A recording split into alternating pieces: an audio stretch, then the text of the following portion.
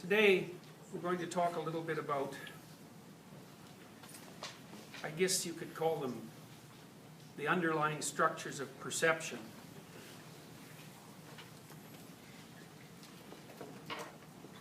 I picked this image.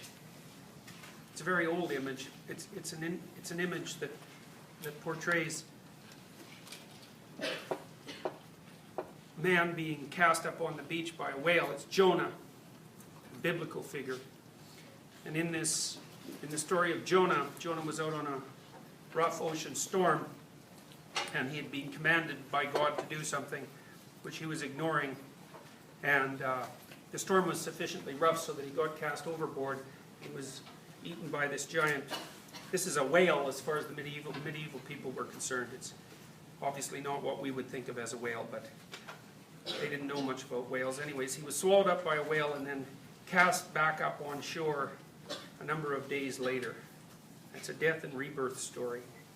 And the reason I use it as an image is because it represents something of psychological import that you're all familiar with, but that you might not know that you're familiar with. Symbols are often like that. A symbol often stands for something that you know, but that you don't know that you know. There's lots of things that you know that you don't know that you know. Almost everything is like that, in fact. And it's rather obvious if you think about it, because if you were transparent to yourself and you knew everything you knew, you wouldn't have to study anything about psychology because you'd understand yourself completely. And we understand ourselves poorly. And so we have to study ourselves as individuals and then, as phenomena in the world, as other people, and as mammals, and as animals, and as living things, and as political actors, and so on, just to get some minor notion of what's actually going on. And what that means in part is that you're more complicated than you can understand. And when you hear, say, psychoanalytic thinkers talking about ideas like the unconscious is actually a representation in some ways of the fact that there's far more to you than you know about. And what that means also is that there are different kinds of unconscious, and we certainly know that to be the case. There are different kinds of memory, for example. So a lot of your procedural knowledge is unconscious. And so your procedural knowledge is what allows you to do things like ride a bike, or walk for that matter, because you don't really know how you walk. It's actually a controlled fall, so you lean forward and then you use your legs to stop you from falling on the ground. It's encoded in your architecture rather than something that's apprehensible to your conscious understanding. Now, there are lots of phenomena that are procedural and unconscious, and then there are sort of borderline phenomena that you have some idea about that you can represent, but you still don't completely understand.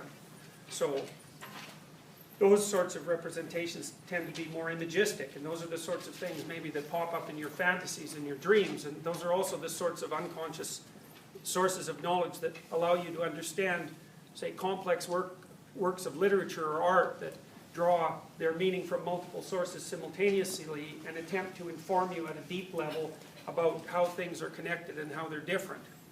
Now, this particular image is a journey to the underworld image, and that's a very, very old idea, a journey to the underworld. It's maybe the oldest myth. It's one of the oldest mythological ideas, or one of the oldest archetypal ideas. And the underworld it's a difficult phenomena to grasp. Although you certainly encountered the concept, particularly in movies. So for most of you, how many of you have seen all the Harry Potter movies? Right. Right, of course. And so in the second movie, I believe it's the second movie where Potter encounters a basilisk underneath Hogwarts. Is that right? Is that the second one? Yeah, well, that story is a journey to the underworld story. And the architectural setup of the movie, by architectural setup, I mean the relationship of Hogwarts, the castle, to the underground structures, is a symbolic representation of the representation of consciousness embedded in culture. And so that would be Potter and his friends embedded in the realm of magical knowledge, so to speak, that's outside of them. And that's represented by the castle, which is, it's a representation of knowledge cast in stone. So that's a form of memory, to cast something in stone. And so Potter and his friends are being enculturated in this enclosed environment, in this safe enclosed environment. It's like a university. It's like the university more on the other side of the campus than on this side for various reasons. Now underneath well, in the background, of course, in the Potter series, there's a battle between good and evil going on, and that's also an extremely old archetypal idea. I mean, that's an idea that's probably as old as human beings. And that's partly because human beings are very strange creatures, and they're capable of very, what would you call, profound acts of deception. And one of the things that separates human beings from most other animals is our capacity to use deception, and it's associated with our imaginativeness, right?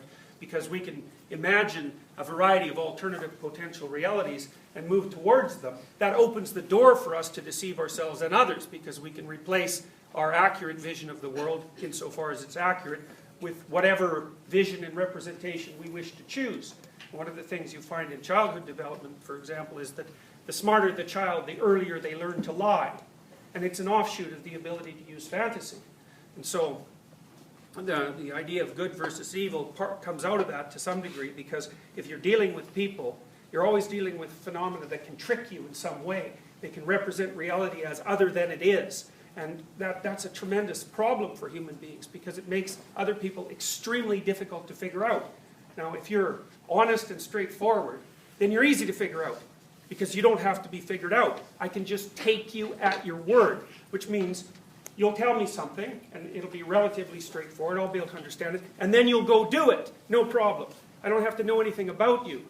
On the other hand, if you don't do things according to what you say you'll do, then you're a bottomless pit of incomprehensibility, and God only knows what you're going to be up to. And so that's an archetypal problem for human beings, and that's the problem of having to deal with the latent deceptive capacity of other people, and of course of ourselves. So that's all going on in the background of the Potter series. But underneath the castle, for example, remember what's under the castle in the second film? What is it? It's a basilisk, right? Yeah, and what happens when you look at a basilisk? You turn to stone. Right, and so what might that mean? If you're thinking about it intelligently, say, what phenomena might that represent? What happens to prey animals when they encounter a predator? They freeze, exactly, yeah. So it's a representation of the fact that there are certain classes of phenomena that will freeze you on sight. And you freeze because there are parts of your brain that respond to phenomena in the external world as if you are prey. And the reason for that is, well, first you are, and second, from an evolutionary perspective, your ancestry, going back, say, tens of millions of years, is an ancestry that was composed of predecessors that were continually preyed upon.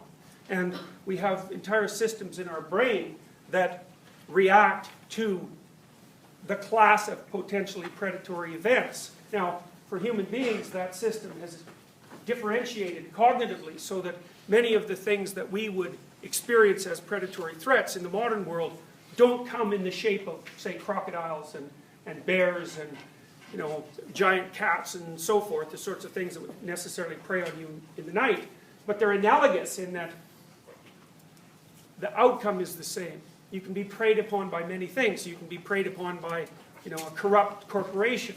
And so it's perfectly reasonable to symbolize the actions of a corrupt corporation as a form of predation, and also to categorize that even more deeply as a reflection of the underlying consequences of the fact that people can deceive each other. Those sorts of representations get deep very, very rapidly. But they're active and living representations in that they still represent something that's profoundly true, which is not so much what things are in and of themselves, which is what science does, but what things are in relationship to you, which is more like what things mean. And things generally have a motivational or emotional meaning, and that meaning is generally quite tightly tied to the necessity that you have to survive and to thrive and to, to find someone to be with and to reproduce and all the Darwinian things that you're supposed to be up to. So a lot of these more archaic categories they're meaningful categories. They're categories of meaning. That's a perfectly reasonable way of looking at it.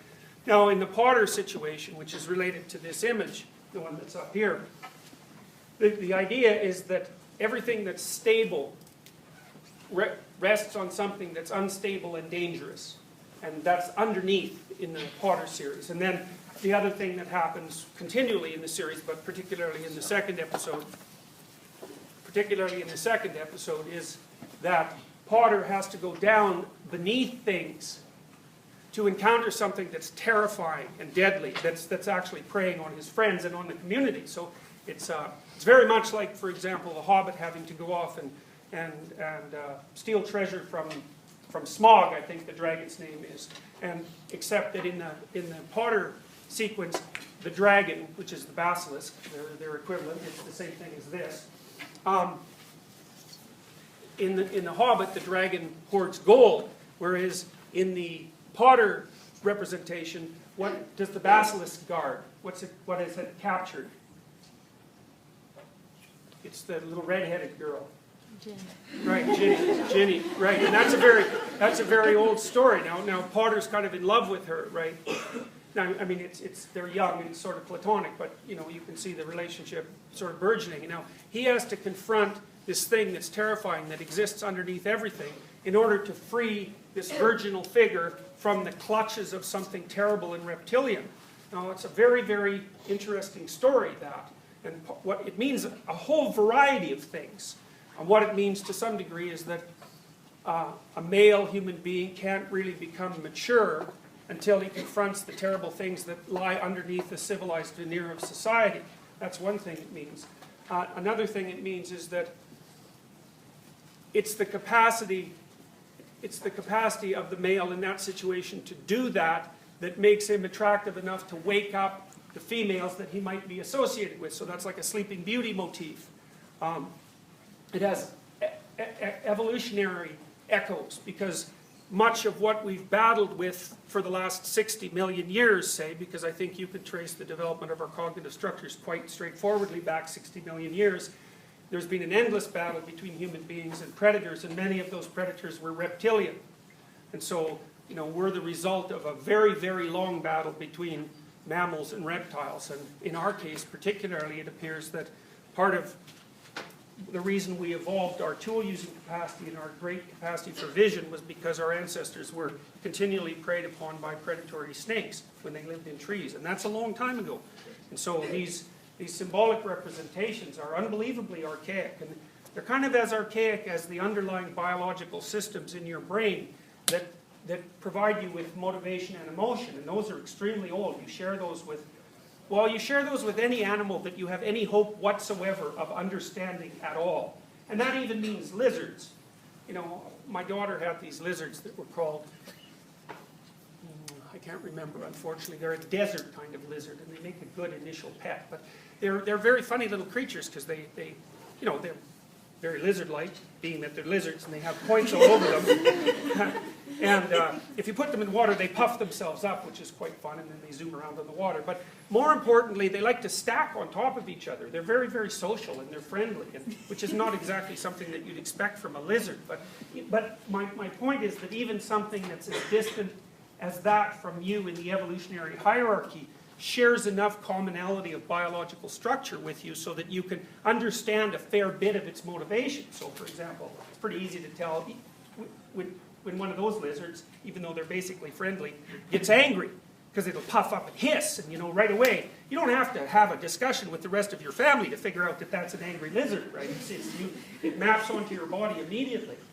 And the same thing applies to snakes. It even applies to insects. And lots of insects have developed the kind of warning behavior that will immediately signal to you that you're about to be bitten, or it's usually bitten with insects.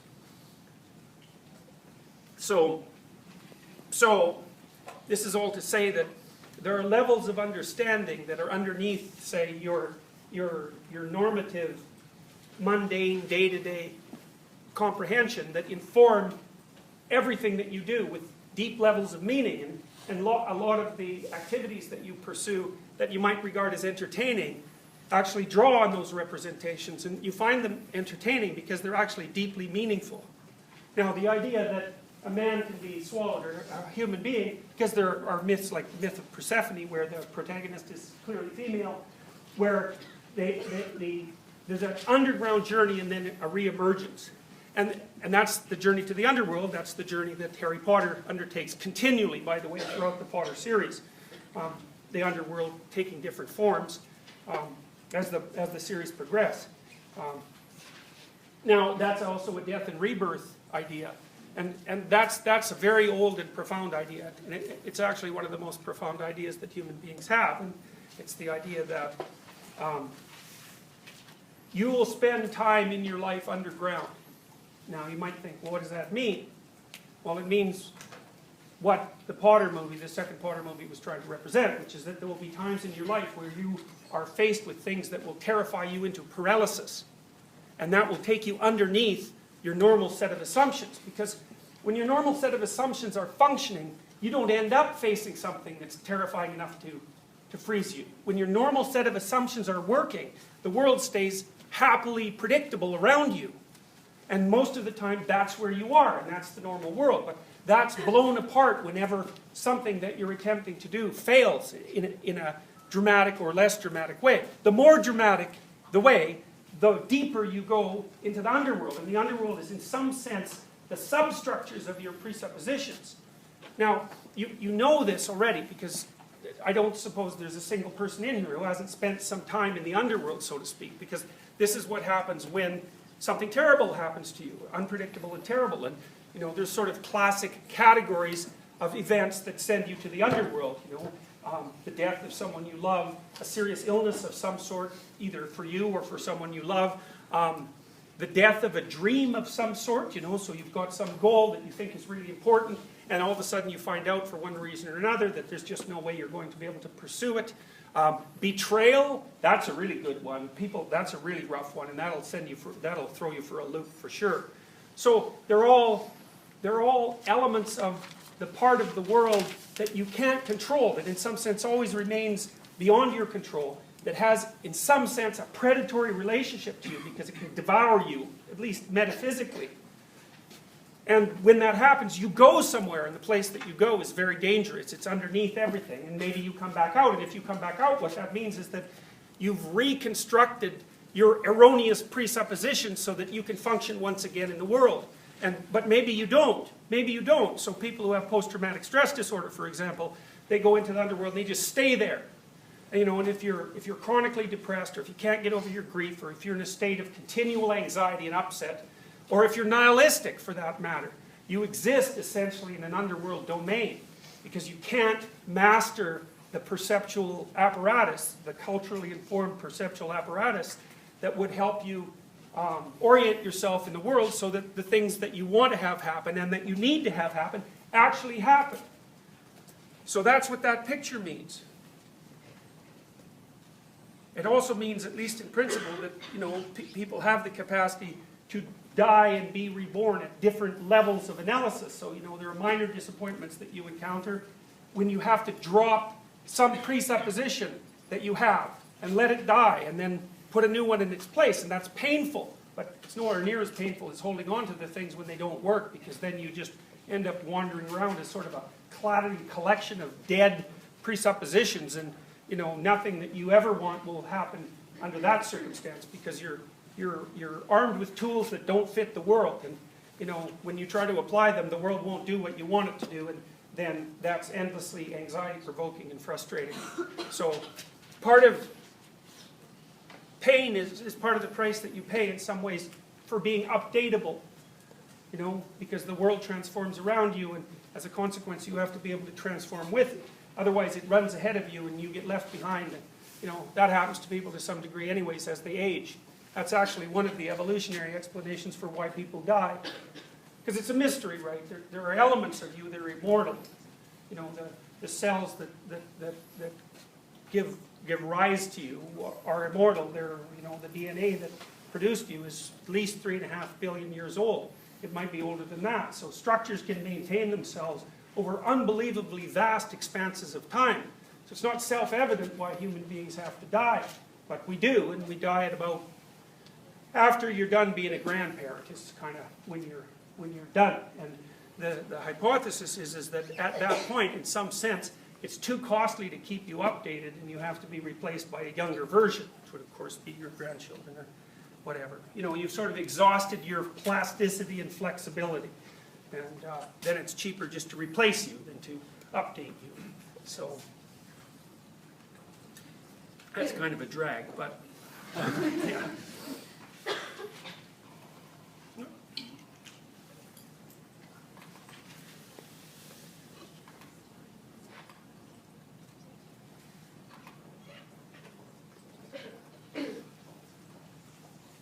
All right, so here's a funny question for you. This is the question that scientists are always devoted towards answering. What's the world made of? Well, that's a complicated question. I mean, the simple answer is that it's made out of matter. And that matter is made out of atoms, and that theory was originally formulated by Democritus, but Democritus didn't exactly say that the world was made out of atoms. He said the world was made out of atoms and space, and that actually happens to matter, because the way that atoms are arranged in space gives rise to another property, which is information. And so if you have atoms in space, you also have information, and you can think of the world as being made of information just as easily as you can think of it as being made of matter. Now, in fact, I think that, and you know, I'm not alone in this hypothesis, that it's actually more useful to conceive of the ground of reality as being something like information rather than being something like matter. But we don't have to discuss that at length at the moment.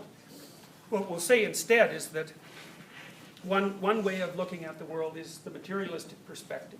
And the materialistic perspective is a very powerful perspective, and it's basically been dominant for about, since the time of Galileo. That's about when that perspective got thoroughly going, and for many reasons. Bacon and Descartes as well were major players in the establishment of the materialistic framework. And it came about because, in many ways, because people were suffering from their inability to understand objective reality. And so, you know, we still suffer from that because there are all sorts of diseases we don't know what to do with, and we age, and you know, things don't work out exactly like they're supposed to. And so we pay a big price for our ignorance, and so we're motivated to overcome it. And one way we have overcome it was by developing materialistic philosophy, and that materialistic philosophy enabled us to specify the structure of certain elements of the world, and then to learn to predict and control it, at least to some degree. Now, you know, you learn to predict and control something, and sometimes you generate more monsters doing that, so that's problematic. But all things considered, I think it's a lot better to live now than to live 300 or 400 years ago. So, or maybe even 30 years ago, for that matter. So it looks like the whole materialistic thing has been doing a lot of good for us, but it also has some serious problems, and the problems have to do with another fundamental problem that human beings have to solve, which is what you should do about what is. And because human beings are dynamic and active creatures, and so we're not mere machines of representation. We don't just care what the world is, we care what you should do with the world. And the reason we care for that, well, the fundamental reason, if you're thinking about it from a scientific perspective, is essentially Darwinian. And I think that you can imagine the conflict between the moral worldview and the materialistic worldview as a battle, in some sense, between Newton and Darwin. So Newton was the author, the fundamental author of the idea that the world was made out of material and that it operated like a machine, you know, which was a pretty powerful perspective.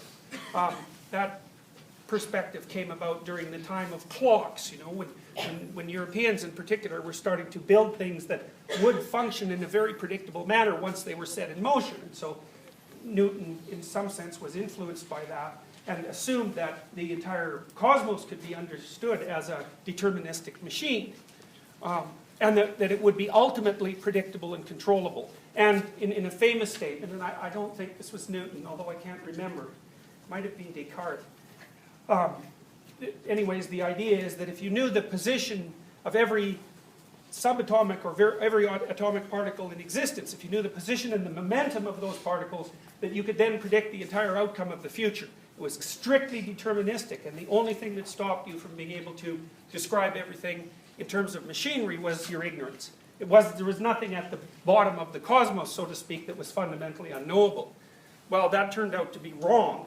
It wasn't really discovered to be wrong until, you know, the first couple of decades of the 20th century, but it definitely turned out to be wrong. We now know that under no conceivable conditions could we gather enough information to predict the outcome of what appears to be a relatively unpredictable cosmos. There are levels of resolution that remain relatively constant and that you can manipulate, but our hope for total knowledge is gone.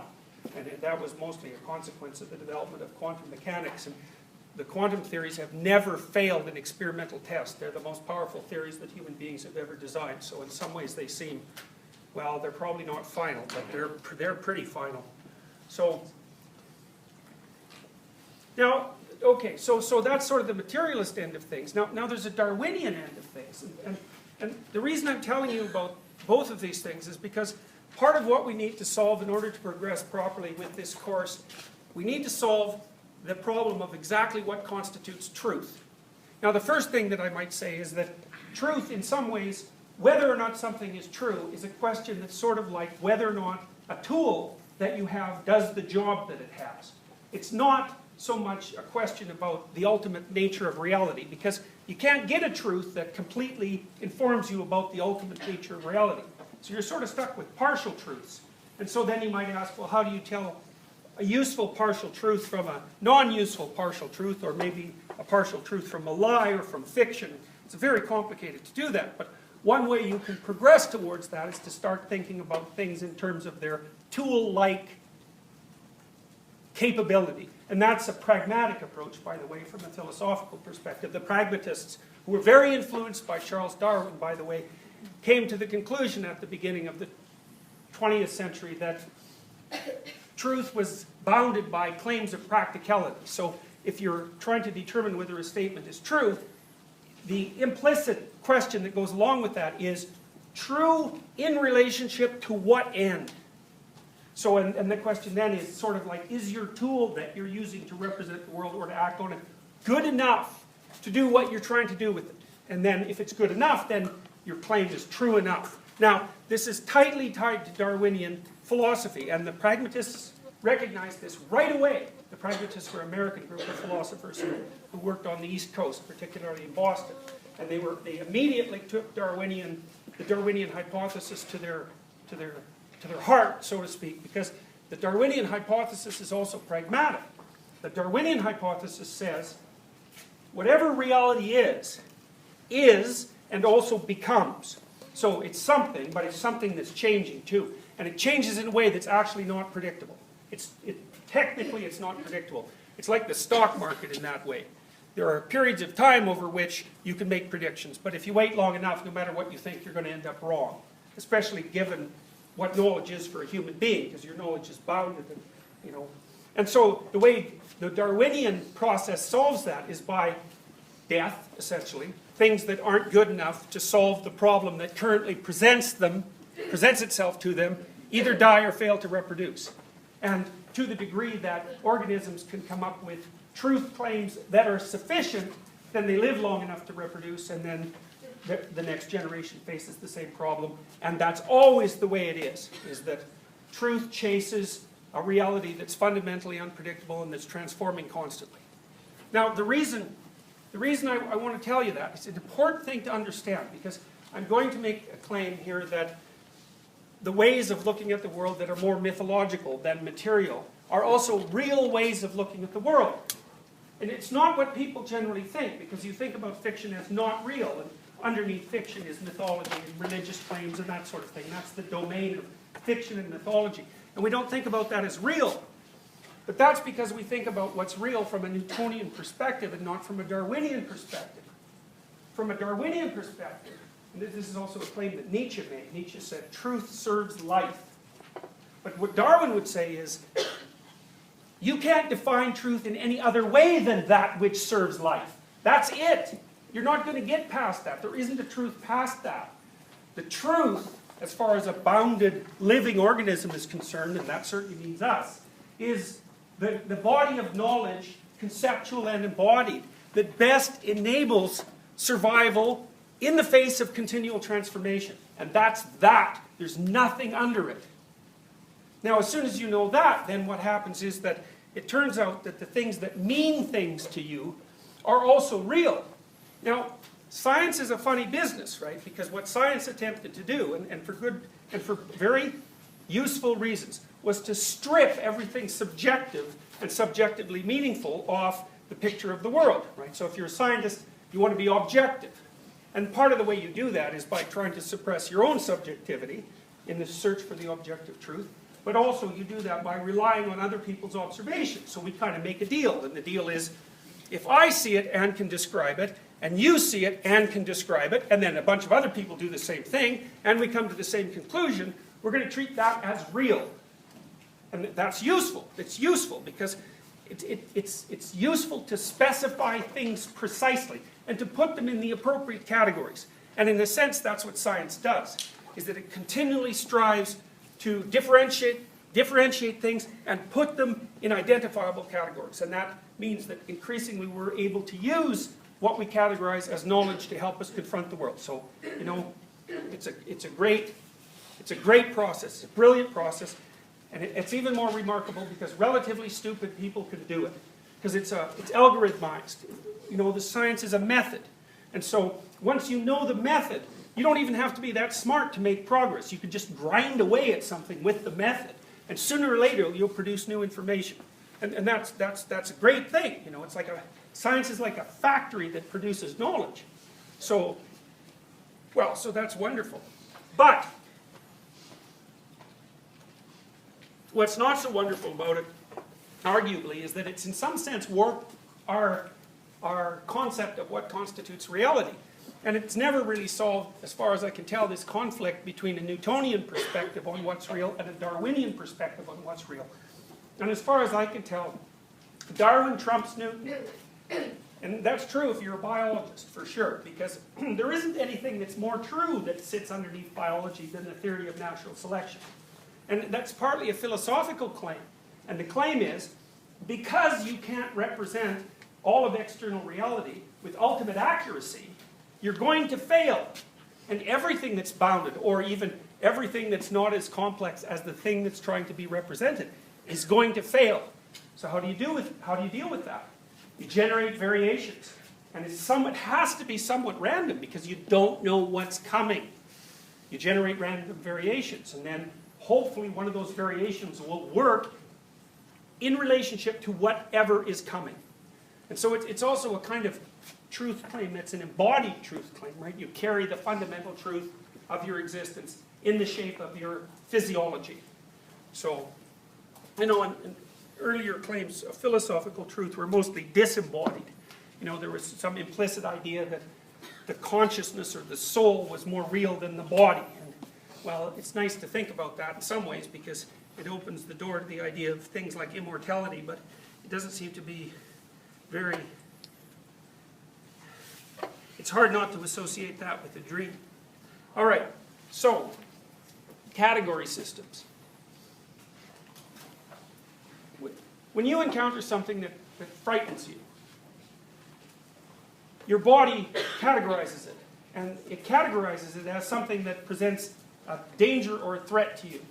And danger is the probability that something will damage you. Like it'll be too loud or too hot or too cold. It'll damage your sensory systems.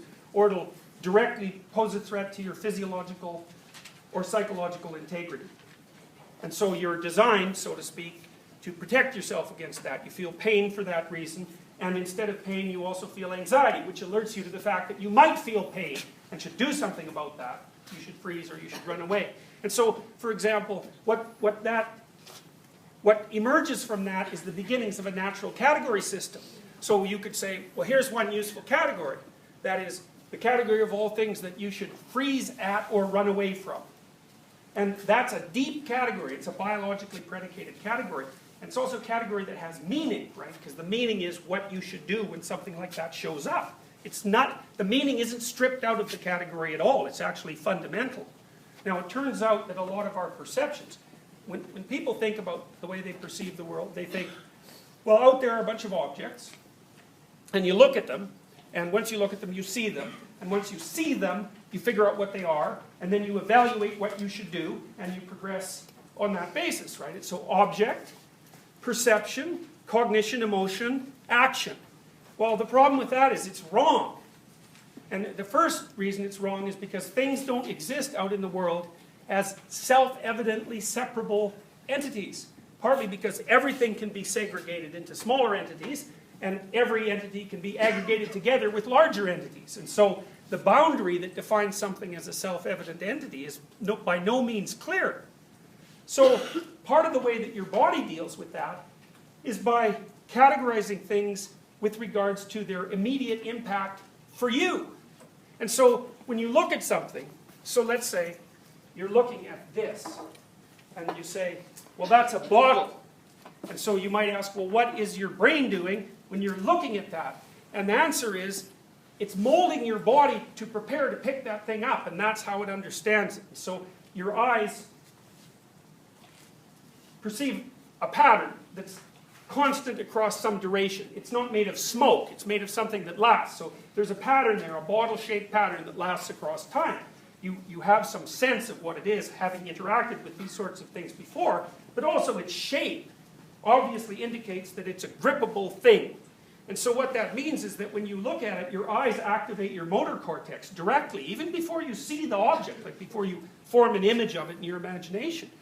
Your retina, the pattern on your retina, activates your grip, right-handed or left-handed, whichever hand you happen to be. And part of what you're seeing when you see that bottle is what you would do with it if you were interacting with it. So you see the manner in which you would interact with things. And that's the case for virtually everything that you see. So for example, when you look at a chair, your body prepares to sit in the chair, or maybe to stand on the chair if you're going to change a light bulb. Or we know when you look at your computer, you see the keyboard because that's the thing you move your fingers up and down on. And so your perception is tightly tied to the implication of objects for action immediately. Now you might say, well, that's not real. That's not the reality of it. The reality of it is the objective thing. But as I said already, it depends on how you define reality. You take a Newtonian tack on it or a Darwinian tack on it. And from the Darwinian perspective, the implication of something for action is actually its primary meaning, which is don't stand around and contemplate a tiger while it's trying to eat you, because the fact that it's trying to eat you is more important than the fact that it's a tiger. And if you don't figure that out quick, then you're not around anymore, and so much for your claims to truth. You're just gone. That's an error, right? And whatever was in you that enabled you to make that error is not going to be transmitted to the next generation, or at least hopefully not.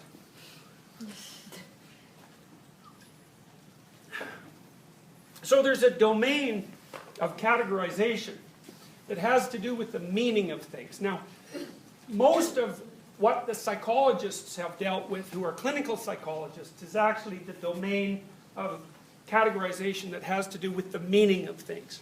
And it's actually because, as far as you're concerned in your life as a human being, you live inside a network of meanings of things, right? So for example, when you look at your mother, you're not looking at her as an object and then attributing all sorts of meanings to her. You see the meaning of your mother right away, and that meaning is multidimensional. It has a very long history, and it affects you directly at a physiological level. Maybe you hate her, and so the sight of your mother makes your heart race and your brain produce cortisol because she's categorized as unpredictable and chronic threat. That's a standard Freudian situation, right? Yeah. No one would laugh if there wasn't sometimes that was true. So those are Freudian slips, by the way. When you discuss something like that and people laugh, then that's an admission on their part, like a deeply unconscious admission on their part, that there is truth to the statement, and it's also a truth that is somewhat painful to admit. So you can tell that when you're listening to comedians. They do that all the time, right? They tell you something that's absolutely, brutally evident that no one will admit, and everyone laughs. And that is a Freudian slip, technically, because Freud often listened to the sorts of things that would make his patients laugh, or make an audience that he was speaking to laugh, because that would give him some insights into what they were repressing, so to speak, and what they would allow to come to light. So, and jokes are often about things that are taboo, right? I mean, it's hard to make a joke about something that isn't taboo. So, all right, so I've kind of made a classification structure of these two different ways of looking at things. There's a meaning-centered way of looking at things, and the meaning is then the implication of the thing for action on your part. And there's a more materialistic-centered thing, which is sort of like the world as it exists if you weren't here, right? That's the fundamental hypothesis of science, is that there's something around that would be here and look the way it does look now if none of you were around. And it's possible that that's true, and it's also possible that it's possible that it's true, it's possible that it's not true, but most possible is the fact that it's true in a way that we really don't understand, because the existence of things, the way we perceive them, is clearly dependent on our existence as a perceiver. And so what the nature of the world would be if there was no one around at all to perceive it, if there was no such thing as consciousness, that is a completely unsolved problem. So maybe it would be like a field of quantum potential or something like that. But it isn't even possible to really understand what that means. So now, having established that, I'll give you another example of it before we move on. So I said, for example, that when you interact with objects around you, you're not really interacting with objects. It's more like you're interacting with tools. Because your primary concern is, well, what's the world in relationship to me? What do I have to avoid, if I want to get to where I'm going? And what can I use to further my pursuits? And so you're like that deeply. That's why human beings are tool-using creatures, right? We have hands, and they manipulate the world. And those hands they're built into our cognitive architecture. Like, it's not like our brain is separate from our hands. Far, it's very opposite to that. We wouldn't have the brains we have if we didn't have the hands we have. That's why things like octopuses, by the way, or octopi are very intelligent. They are, even though they're invertebrates. They only live a couple of years, so they can't learn that much. But they're extraordinarily intelligent. And it's partly because they're tentacled, and because they're tentacled, they can grab things and manipulate them. And so, they've developed an intelligence that's identifiable to us because we have little tentacles on the ends of our hands, and we're using them to fiddle around with the world all the time. So, now, there's the perceptual reality, which is that we know about already, that when you look at something and we track the way that you're interacting with, we know that one of the first things that happens is the relationship between the perceived object and your body is established very rapidly, okay? Because you want to map the object onto your body so you know what the hell to do, how to orient yourself so that you're safe and productive at the same time. There's a guy named J.J. Gibson, who was a psychologist of perception who operated in the late 70s. And people thought his theories they weren't behavioral, that's for sure. They were of a different classification or category. And Gibson also made the first sort of claim that what you saw in the world were things like tools. He called them affordances. And so, for example, when you approach what you would call from an objective perspective a cliff, Gibson would say, you don't see a cliff, you see a falling off place. And you might infer cliff, but you see falling off place. And if you think about it, again, from a Darwinian perspective, of course you see falling off place. That's why, you might shrink from a precipice, as your whole being perceives that as a place that would instantly make you extinct. It's not a secondary derivation from your analysis of a set of objective facts. It's a primary perception. And it has to be, because you better move quick if you're too near a cliff. You don't have any time to think. And the same thing occurs when maybe you're being, potentially struck by a snake. You have circuits in your brain that will see that snake and make you jump way before you know it's a snake. Because standing around waiting for the image of snake to form in your consciousness means that you've been bitten 5 or 6 times already, because you're just not fast enough to see and then move. You see, move, and then perceive. And that's what keeps you safe. And so a lot of what you perceive in the world are the meanings that you map onto your body. So then you can think what human beings have done in response to this bifurcated way of perceiving reality is we've developed 2 different systems of classification to deal with it. Now, for most of human history, we only had one. And the one we had was basically the meaningful system. It wasn't the scientific system, right? We didn't get around to figuring that out. Even the ancient Greeks and the Romans, the Greeks in particular, who were unbelievably intelligent, really never got around to positing something like an objective reality. And certainly the Romans didn't. There was no science. Science only evolved in Europe and only in the late 1500s. Very strange, and it's very difficult to understand. So we've been elaborating out this materialistic viewpoint for only about 500 years. It's not very long. The other viewpoint, that's the natural habitat of humanity. And that's the viewpoint that's made up of all the stories that people have told about themselves and the world since the dawn of human consciousness. And that's really, those are the knowledge forms, the stories, that actually constitute the base of culture. Because culture is not so much about what the world is and how to perceive it, as it is about how you should act in relationship to the world. And so when you read fiction, and when you talk to each other endlessly about what your friends are up to and what their friends are up to and what they're doing on Facebook, and when you go to movies and you watch actors act out roles, and when you do everything you do to examine other people around you, you're embedding yourself in this ancient culture that's there to tell you how you should operate yourself in the world, what you should do, because that's a primary question. You need to know what to do. Human beings need to know what to do, because if you don't know what to do, well, that's a very unpleasant emotional state. And that's partly because it indicates that you're not well adapted to your current circumstances. If you just stand around long enough not knowing what to do, you'll age and you'll die. It's not an effective way of dealing with the world. You have to be oriented towards something. And the job of culture, in part, is to tell you to what you should be oriented.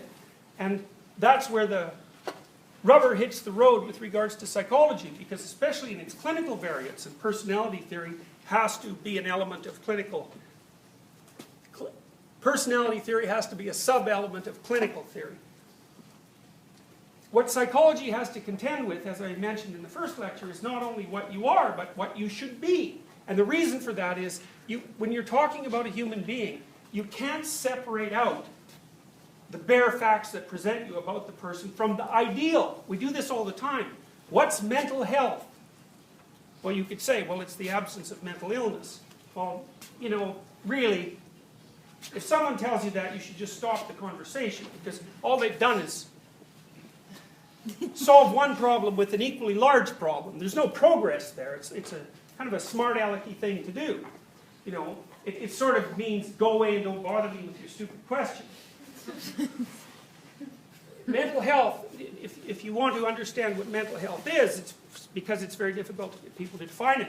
You have to watch how they act when they're talking about such things as mental health, because then you can derive some sense of what they actually understand about it or presume about it instead of what they just say about it. Right?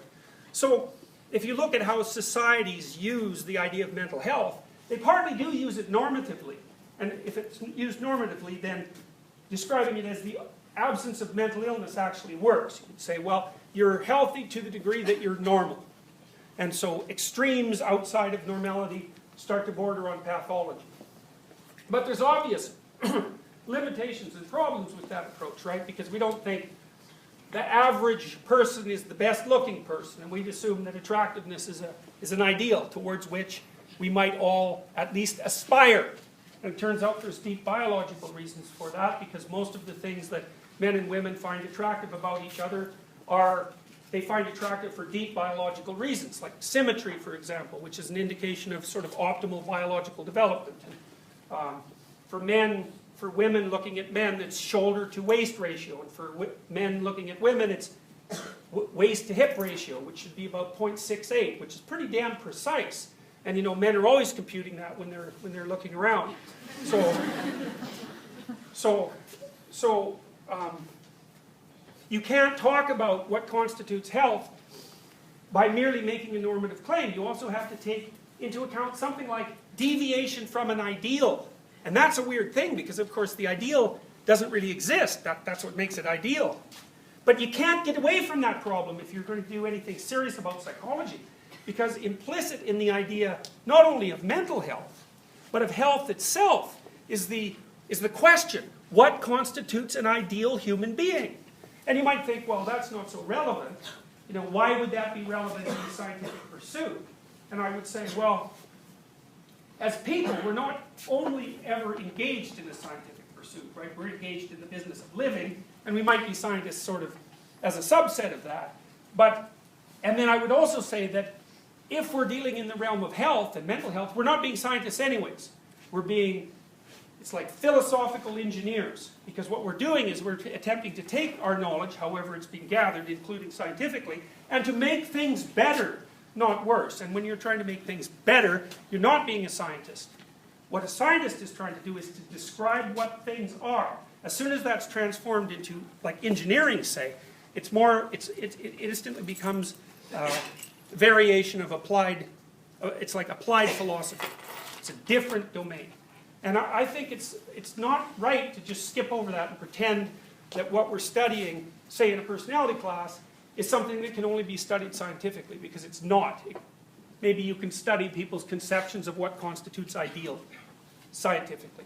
But you're still faced with the problem that the question of what is the ideal lingers underneath all the phenomena that you're trying to understand and explain. So beauty, that's a good example. Intelligence. We tend to assume that more is better, right? We don't think the average is the right place to stop. And in fact, that's, all of you people, there's not a single person in here, I suspect, who has an average IQ. You're probably minimally at the 85th percentile. And most of you are at the 95th percentile. So that's also, remember I told you last class that scientists are like, albino elephants, they're very rare. And you guys are like that too. You're not normal human beings. So it's true, and as you progress up the ladder of success, you'll be in increasing contact with stranger and stranger variants of humanity. Because the successful people who are smart and highly conscientious, say, are smart and highly creative, are a tiny minority of the human population. And that's unfortunate, seriously unfortunate. But you're the beneficiaries of the lottery that determined in part the genetic structure of your intelligence. And so I suspect, I've done some testing of U of T students, and the average comes out at around 126 to 130. That's 2 standard deviations above the mean. So, and it's probably actually higher than that, because a lot of you have English as a second language, and so that tends to suppress your performance on IQ tests if they're assessing verbal knowledge in English. So, all right.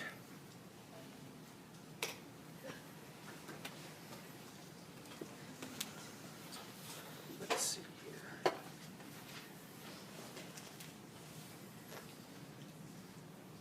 So part of what I'm going to talk to you today about is the sorts of things that Carl Jung would have called archetypes.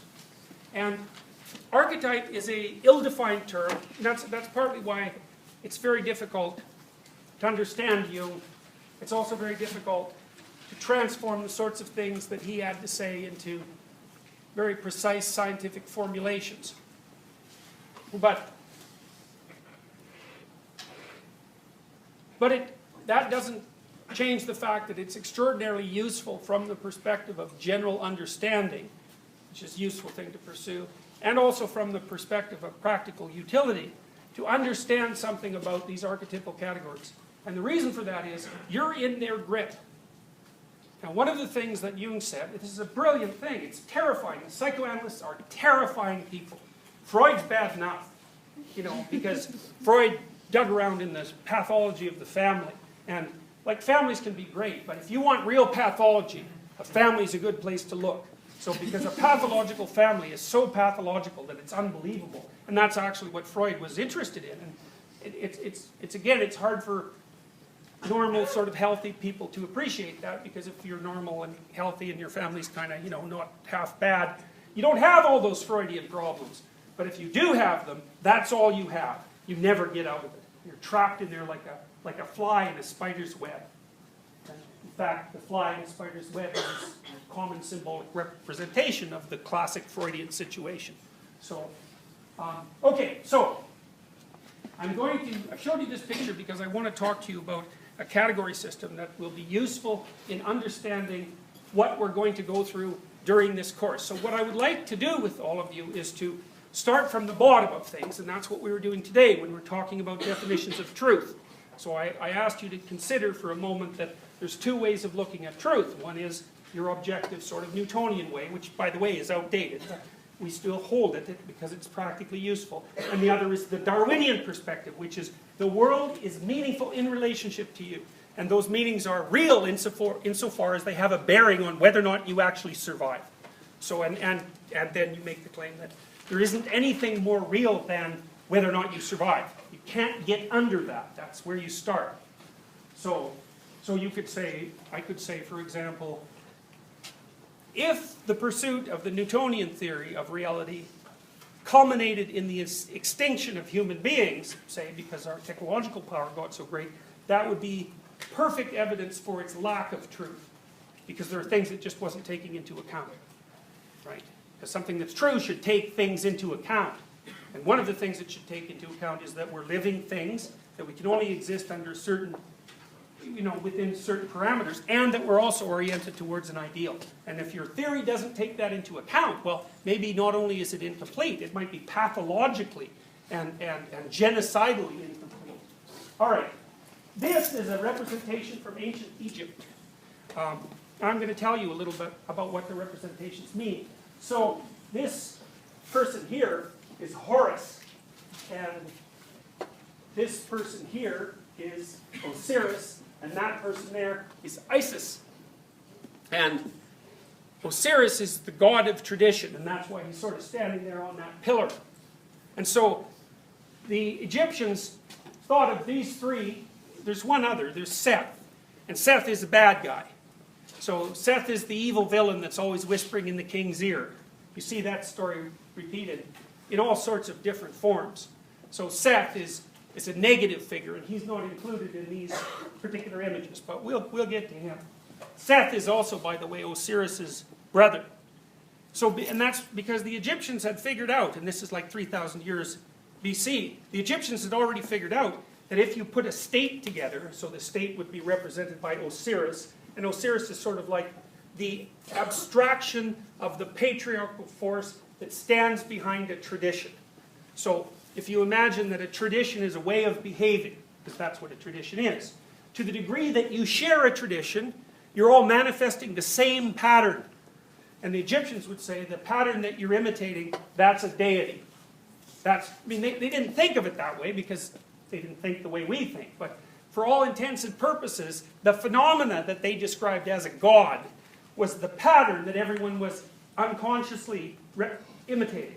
Now, you have to unconsciously imitate the same pattern, or you can't get along. Right? So, in our society, for example, we have a body of laws. And most of it's derived from English common law. And English common law emerged as a consequence of the necessity to solve disputes between people so that all hell didn't break loose. So English common law was produced when one person took another person to court to say, we've got a serious problem, we don't know how to organize our behavior in the same space, you have to make a ruling. And so then the judge would assess the situation and state who had the right to do what, and then that became part of the law. Now, insofar as you are law-abiding citizens, and so you abide by the body of law, you actually manifest the body of law in your behavior. And to the degree that you do that, other people like you. To the degree that you don't do that, you're either poorly trained, poorly socialized, antisocial, or downright dangerous, in which case other people will put you somewhere where you're of less harm than you might be. So, like it or not, you're a mimicker. And what you mimic is the central pattern of cultural behavior that has evolved over who knows how long. Forever. Forever. Insofar as some of it's associated, say, with dominance hierarchy behavior, which is unbelievably old. That's Osiris. That's Osiris. That's God the Father, so to speak. And it's part of the category of culture. Now, the Egyptians also knew that culture was not only necessarily a good thing, as of course all of you know, because no doubt sometimes you know that you're the beneficiary of your culture, but sometimes no doubt you also feel that you're like crushed and mistreated and molded and bent out of shape by the culture, because the culture says, you better act like everybody else expects you to. And of course that's necessary, but you're not exactly like everybody else, so you kind of get mangled and crunched and, malformed as you're socialized, even though you also learn to speak and you learn to read and you learn all those things that culture can provide with you. Now, the Egyptians knew even 3,000 years ago that although culture was necessary, and it was an element of existence that human beings were always embedded in, that's why it's a permanent category. There's no non-cultural people. You can't be a human being without a culture. It's not possible. We're evolved. Our physiological form presumes that we're going to emerge into the world in a culture, and that will inform us as we develop. That's why we have such a long developmental period, right? We're born unformed, and the only reason that works is because the lack of form has been consistently manifested in an environment that would form it. So culture isn't just culture, it's the environment that we inhabit, because culture has been around for so long. And I'll give you one example of that. So a big part of every culture is dominance hierarchy, right? And a dominance hierarchy says who has what access to what at what given time. And pretty much every creature is in a dominance hierarchy. Chickens are in dominance hierarchies. That's the pecking order, right? Members of wolves packs are in dominance hierarchies. Members of chimpanzee troops are in dominance hierarchies. Songbirds are in dominance hierarchies. You hear them sing in the spring. It's all pretty. It's not. Little bird is sitting out there saying, I'm healthy and loud, and if you come over here, I'll peck you to death because this is my tree. And so the songbirds distribute themselves around the neighborhood by dominance. And the more dominant birds get the better nesting spaces. And better means they don't get rained on, or at least not as much. Their nests don't get blown out of trees. There's not so many cats around. And they're close to a good food source. And so that makes them attractive to potential mating partners, but it also increases the probability that their chicks will survive. And so, and here's the nasty bit of truth that goes along with that. So let's say there's a bunch of birds in the neighborhood and some kind of bird flu that's specific to birds comes wafting through and it's killing birds. Well, the birds die from the bottom of the dominance hierarchy up. And the reason for that is the bottom birds are all stressed out because their life is hard. And when they're stressed, their immune system gets suppressed and, they're all frazzled from, being chased by cats and so on. And then they die. And so the top birds live. And the same thing happens in human populations. When a plague sweeps through, people die from the bottom of the dominance hierarchy up. And so dominance hierarchies matter. And so birds have them and lizards have them. And fish have them. So in a school of fish, the dominant fish, when the fish ball up, they do that to make it hard for predators to eat them. The big dominant fish are in the middle of that ball. The little sucker, useless fish are on the outside, and that's who gets eaten up when the predators come along. So, and we know that dominance hierarchies stretch back a very long time. So we know, for example, that lobsters live in dominance hierarchies. I told you a little bit about that. And they're about 300 million years old. So what that means is that we've been existing inside a cultural structure because the culture is predicated on a dominance hierarchy, right? That's the patriarchy, if you want to use, a politically correct term. That's been around for 300 million years. So to think about it as a permanent constituent element of reality is extremely useful. Because again, here's another question for you. Even if you don't buy the sort of meaning argument with regards to categorization, there's another way you can look at it. You might say to yourself, what's most real? That's a tough one. Because, we kind of accept gradations of real. Like rocks seem pretty real, trees seem pretty real. The environment, is that real? That's a harder one, right? Because it's an abstraction. How about numbers? Are they real? You can certainly do real things with them once you get numbers. Especially 0, which seems not to exist at all. As soon as you get 0, there's all sorts of magical things you can do. So anyways, my point is it's not all that obvious to figure out what constitutes real. But here's a hint. The longer something has been around, the more real it is. Okay, dominance hierarchies have been around longer than trees. They're real. They're really, really real. And you live in one. And not only do you live in one, you're really motivated to get to the top of that one, or to create one that you can be at the top of, because human beings are sneaky. Because if we're not doing so well in the dominance hierarchy, we might think, well, to hell with this dominance hierarchy, we'll just make a new one. And that's what creativity is. So if you're really creative, you can make your own dominance hierarchy and you can sit right at the top of it. And so that's worked out very well for human beings. You know, in fact, one of the fundamental traits of human beings is openness. And openness is actually a trait that basically assesses the degree to which you're capable of playing around with the rules so you can come up with your own dominance hierarchy. And that's what you do if you're creative, because you make a new set of rules. That's what a creative person does. It's very sneaky. So it's very important to be up near the top of the dominance hierarchy because it means you live, that's good. You live without so much stress, that's also good. And your probability of successfully reproducing, or say of having many mating opportunities, goes up, especially in the case of men. It's like an exponential improvement. So if you ever wonder why men are so competitive, that's the reason. It's because the loser men get nothing. Really, that's exactly how it works. And the winner men, they get everything. And there's actually a law that goes behind that, an economic law. You can look it up. It's called the Pareto distribution. You look up the Pareto distribution. It's the law that describes income inequality. And it'll tell you something important about how the world works. And Pareto distribution, which is almost everyone gets nothing and almost no one gets everything, that's a Pareto distribution. It covers the production of everything that's creative. Money, inventions, art, like music, paintings, you name it. If people creatively produce it, hardly anyone does all of it. And almost everyone does none of it. So it's a really winner-take-all situation. And the dominance hierarchy is set up really as a reflection of that fact. We also know, for example, just to hammer the point home, is that if you make dominance hierarchy steep, like a steep one is hard to climb, and there's a lot of difference between top and bottom, the steeper the dominance hierarchy in any given geographical locale, the higher the murder rate among men. Because they start to kill each other. And the reason they start to kill each other is because that's a good way of attaining dominance if you haven't got any other routes. And so that's the relationship between income inequality and the destabilization of society. It's an extraordinarily powerful relationship. So, for example, you can describe the steepness of a dominance hierarchy using a statistic called the Gini coefficient. And the correlation between the Gini coefficient and the male homicide rate in North America is about 0.8.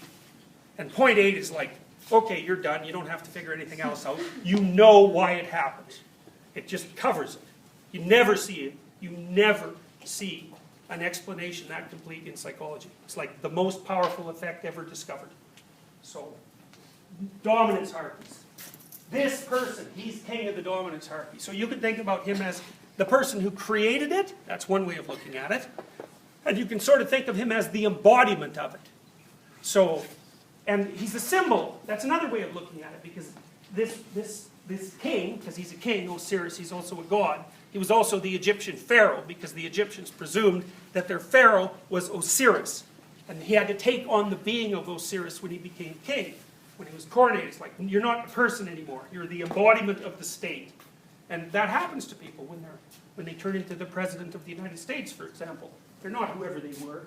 They're hardly them at all. They're now this. And that's the thing that's at the top of the dominance hierarchy. And it's the thing that represents culture. Now, the Egyptians knew that it could go astray, could become tyrannical and rigid. And that's why Osiris had an evil brother, Set, but we won't talk about him for a moment. Now, he's the upper world. This is Isis. Isis is his wife, and Isis is queen of the underworld. And the reason she's feminine, as far as we can tell, is because from a symbolic perspective, femininity represents more like possibility rather than actuality. And the reason for that is that the defining characteristic of the feminine is the capacity to bring forth new forms.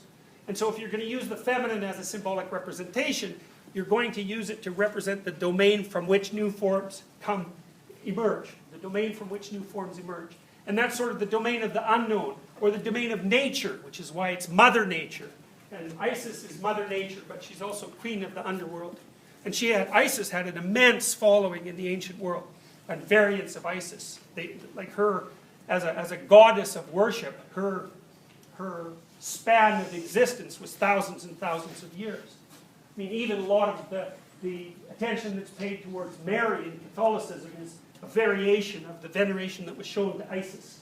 And that's often on top of her head there, that's That's usually a variant of the crescent moon, although I think in this particular situation, those are actually cow horns. Okay, so Osiris and Isis, and they are a team. So they're wedded together. Order and chaos, they're wedded together. And order, that's culture, and chaos, that's nature. Those are the two most fundamental constituent elements of the world from the mythological or symbolic perspective. And what that means is, there's always been culture, at least always as far as any of us need to bother with it. There's always been an interpretive framework through which conscious creatures viewed the world. You can't be without having a structure. And that structure is inculcated inside you, and a lot of it's culturally transmitted. Not all of it, a lot of it. So it's a precondition for existence that you're a structured thing.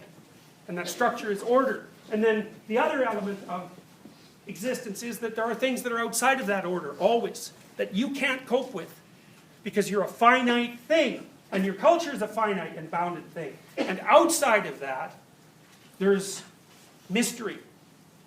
And there's mystery. And outside is a funny place, because it's not outside in the way that you think about being outside a building, although it is that insofar as it's cold and dangerous out there. But there's outsides everywhere. So for example, if you know someone, maybe you're in a relationship with them, and you're kind of comfortable with them, and then one day you're having a conversation with them, and they tell you something shocking, like maybe you're in an intimate relationship with them, and they tell you that, maybe it's the day they tell you that they are having an affair, or maybe that they had 5 and that they're still going on. Who knows? And then all of a sudden, 1 second you are inside a close and isolated and comfortable cultural space, and the next second you're outside. And that's because no matter where you are, the boundaries of your knowledge only extend so far. And the fact that you're very limited in what you apprehend can be made manifest to you at any moment. Any of your presuppositions can fail, especially in relationship to other people. Or yourself. Because if you're all of a sudden informed by a long-term partner that they have been having an affair, that certainly says something about them. But it certainly also says something about you. It's like, how dumb can you get? Right? How did you not notice? How are you so naive? Now, you might think it's cruel to blame the victim, and no doubt it is, but it's irrelevant in this case, because that's what you're going to think in any case. Right? Because you're wandering around thinking you're a reasonably perceptive and well-adapted creature, and all of a sudden, poof, someone pulls the rug out from underneath you. It's like, you might doubt them, and certainly you will, and maybe relationships for a long time, but you can also be sure you're going to doubt yourself, and your past, which is weird, because you think it was already done with, and your present, and your future. It's like all of a sudden, bang, you're not in culture anymore. Poof, you're in the underworld. Order and chaos. Now, order and chaos, masculine and feminine, that's yin and yang as well. They can unite to produce some third thing, and that's often the sun. It can be the sun as in the thing that shines, but also in terms of the biological sun. There are complicated reasons that those two things are interrelated. This is Horus, and he's the offspring, the child of Isis and Osiris.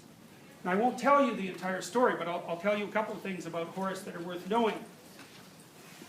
You've all seen the Egyptian eye, right? The eye with the wavy eyebrow. Everyone's seen that. It's kind of weird because it's really old, but you all know it. Okay, that's Horus. And if you look at the Egyptian eye, the eye is really open. So that's an element of what Horus is. Horus is, in fact, the open eye. So Horus you could think of as the god of attention. It's not the god of intellect. There's a very important difference. Horus is the god of attention. And that's also why in this representation you see he's got the head of a bird. It's not any old bird, it's a falcon. And the reason the Egyptians put the head of a falcon on Horus is because falcons can really see. They're like super observant, so they fly above everything, so they can see everywhere. They're above everything. They're even above the dominance hierarchies. They're way up there in the sky. And from that position in the sky, they can see everything. And that makes them powerful.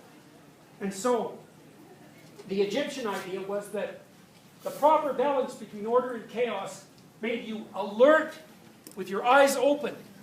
And that was what made you, that was an element of human divinity, so to speak. That was the deepest expression of your soul. Here's a way of thinking about that. So, what happens to you if you're somewhere where everything is entirely predictable and comfortable? What do? Lazy. You get lazy, you get bored, what else happens? Well, you don't have to pay attention, right? So what happens when you really stop paying attention? You fall asleep, right? Because, you're by the fire, you've just had a nice meal, you know that, like, nothing's going to come rampaging through your front door, and so what the hell do you have to be awake for? Poof, asleep.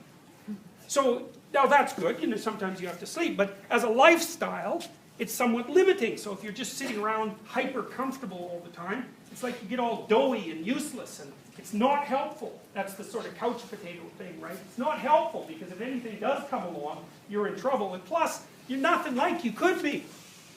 And so you might think, well, the more order the better, which is exactly what fascists think, by the way.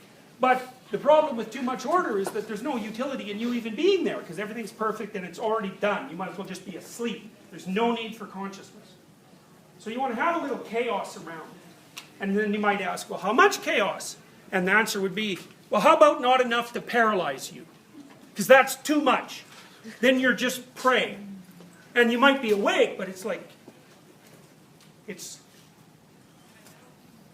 terror is a form of consciousness, I suppose, but we might as well not presume that it's the optimal form. It's also rather self-limiting, because if you're terrified long enough, you'll just die. So it's not an optimal state. It's also one you'll strive generally to avoid. So let's say, well, how much chaos should you have around? How much of what's unpredictable should you have around? And we could say, just enough to make you optimally awake. Right? So you should be pushing yourself hard enough at each point. You want to have one foot in order, yes, so you're secure and stable, and you have one foot in chaos, so that you're not exactly sure what's going to happen next, so that you're pushed to transform and change and grow and develop. And you can tell when you're there, because then you're alert and you're paying attention. And so at that point, the Egyptians would say, well, then you're optimally embodying Horus, who's the third element of experience. 1, order. 2, chaos. 3, the thing that mediates between order and chaos. And if you're doing that optimally, then, you know the yin and yang symbol? I think I've got it here, actually. Maybe. Yes. Those are 2 serpents, by the way. The black serpent, that's chaos. And it's an interesting symbol because there's a white circle in the middle of it, right? And that means that things might be pretty gloomy and dark because it's all chaotic, but at any point, order can arise out of that. And you know how that is. You know, you go through a terrible period of transformation and everything's unsteady and shaky, and like it passes, and maybe you're even better off than you were before it. And maybe not, but at least sometimes it happens. And then the white serpent has a black eye, and that's because, well, you know, just when you think you're safe, the rug gets pulled out from underneath you. And so there's a dynamic. This is what the Taoists believe and what they state explicitly. The world is a dynamic between chaos and order. The world of experience, the world that human beings exist in, is a dynamic between chaos and order. And the function of a human being is to juggle those and keep them balanced. And you can tell when you're doing that because you're awake and you're paying attention. And not only are you healthy in who and what you are, but you're moving towards something better. And when that happens to you, then you're possessed by a deep intimation of meaning. Because meaning signifies something, and what it signifies is that you're in the right place at the right time. And so you can learn to stay there by paying attention to the balance of chaos and order in your life. And the better you get at staying there, and this is the kickoff from the Egyptian perspective, the better you get at staying there, the more impermeable you are to chaos and to order, because you can learn to handle it. So you might say, well, life presents you with a challenge with regards to its ultimate significance, right? You might say, well, what's the use of human striving in the face of everything that's terrible in the world, including our own vulnerability? As well, you're not going to eliminate that, but it's possible that if you balance things properly, that you can learn to live with it. And maybe you can even learn to understand that those two, the dynamism between those two things is actually a precondition for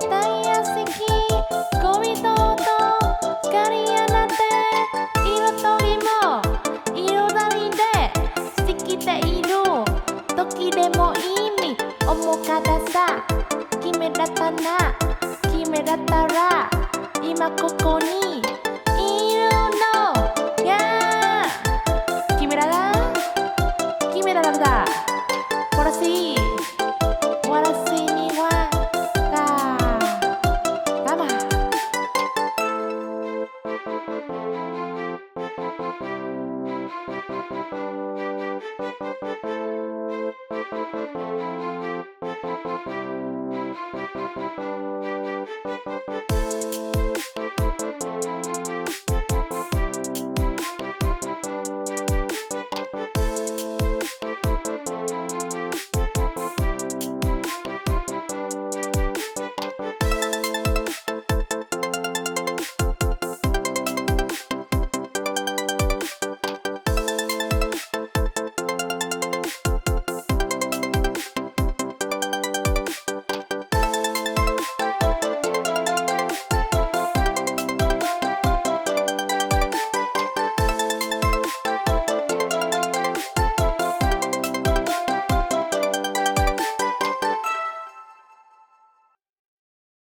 being.